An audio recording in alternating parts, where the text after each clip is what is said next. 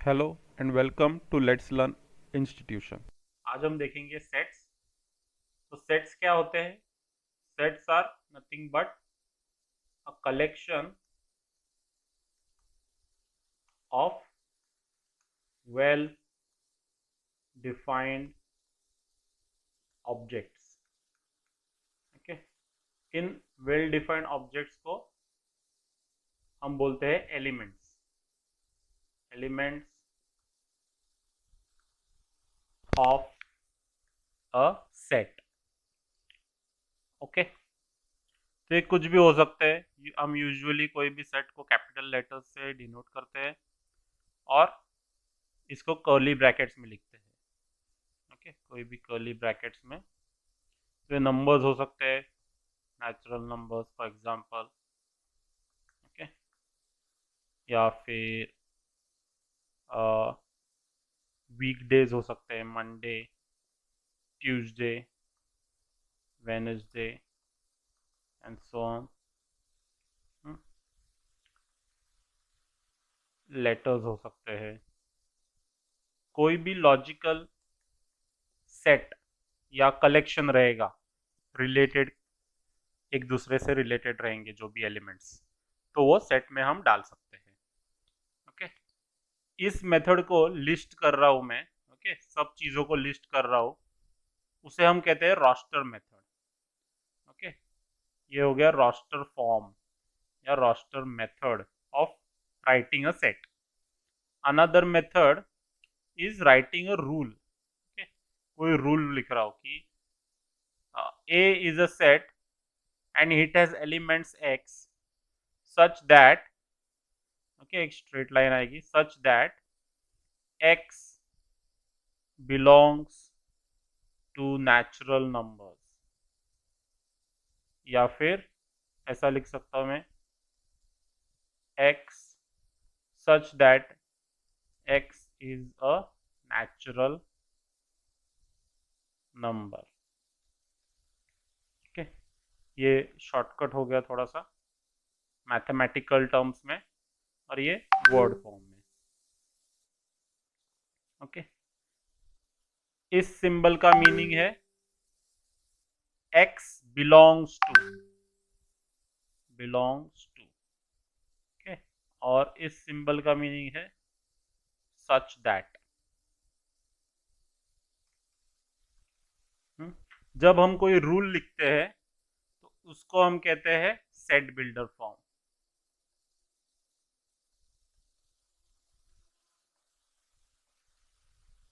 Okay, और एक form होता है, हम इसको डायग्राम्स में भी दिखा सकते हैं। सपोज मेरे पास कोई एक सेट ए है और कोई सेट बी है। Okay, for example even numbers होंगे मेरे पास 2, 4, 6, 8 एंड सो ऑन, और 3 के मल्टीपल्स होंगे 3, 6, 9, 12 एंड सो ऑन। तो एक्चुअली ये दो सेट ए और बी में कुछ चीज़ें कॉमन होंगी, जैसे कि 6, जैसे कि 12।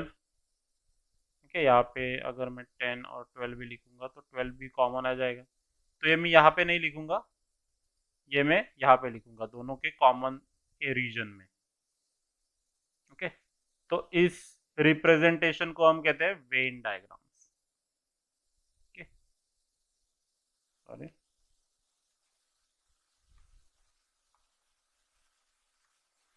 Venn diagram.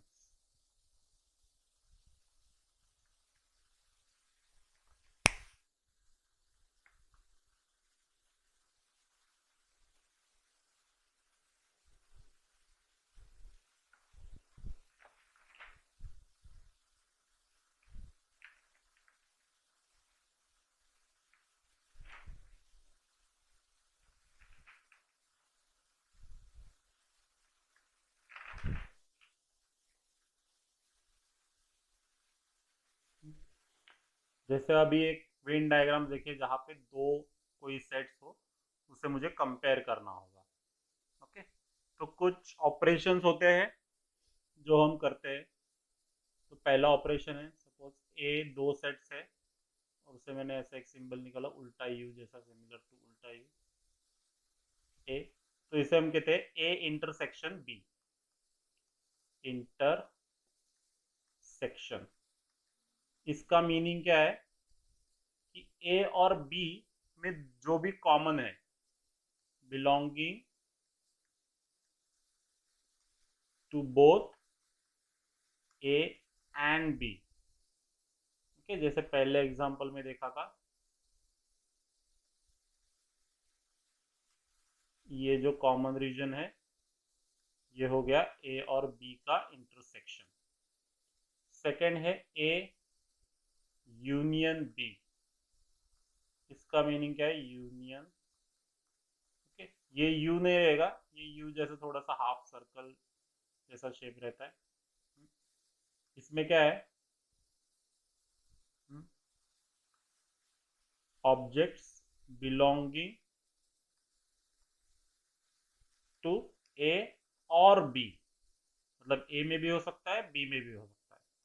अगर वेन डायग्राम के फॉर्म में देखेंगे तो ए का भी हो सकता है और बी का भी हो सकता है, मतलब सब एलिमेंट्स आ जाएंगे ए और बी में। Okay, all elements can be, एक ए का भी हो सकता है बी का भी हो सकता है। यहाँ पे कभी कभी हम कौन से नंबर्स की बात कर रहे हैं या कौन से ऑब्जेक्ट्स की बात कर रहे हैं, कौन से फैमिली ऑफ ऑब्जेक्ट्स की बात कर रहे हैं, तो कभी कभी हम यूनिवर्सल सेट भी लिखते हैं, यूनिवर्सल सेट। ओके, ए और बी सी डी कोई भी कितने भी नंबर ऑफ सेट्स हो सकते हैं मेरे पास, तो उसको अगर मैंने एक ओवरऑल फैमिली ऑफ सेट्स रहेंगे तो उसे हम यूनिवर्सल सेट कहते हैं। यूजुअली उसको ऐसे रिप्रेजेंट करते हैं, कैपिटल यू और एक्स्ट्रा एक लाइन रहती है, या फिर एक्स, एक्स से भी डिनोट कर सकते हैं यूनिवर्सल सेट। फिर इसमें मेरा ए और बी रहेंगे। ओके, इसमें ए और बी मेरे एग्जिस्ट करेंगे, this is my universal set, जहाँ पे, और यूनिवर्सल सेट मेरा हर एक एग्जाम्पल के अकॉर्डिंगली चेंज होगा। ओके, अगर मैं नंबर्स की बात कर रहा हूँ तो नंबर्स आएंगे, लेटर्स की बात कर रहा हूँ तो जो भी लेटर्स आएंगे। ओके, ये हो गए यूनिवर्सल सेट। और कुछ सिंबल से ए सबसेट बी। ओके, इस सिंबल का मीनिंग है सबसेट, जिसका मीनिंग है कि ए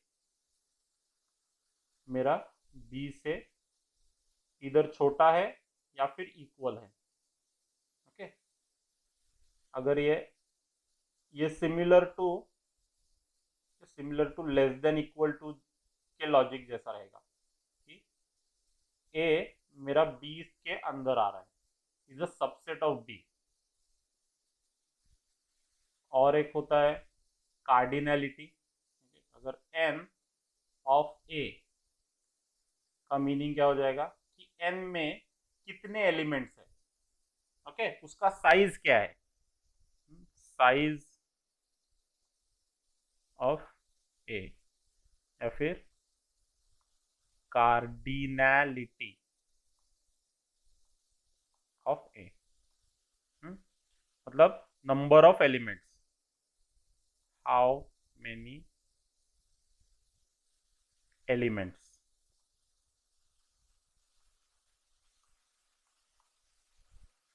ओके, अगर ए मेरा नंबर ऑफ वीक्स रहे, डेज ऑफ द वीक्स रहेंगे, Monday Tuesday Wednesday Thursday and so on, तो उसका कार्डिनलिटी क्या आएगा, 7, because there are 7 days in a week.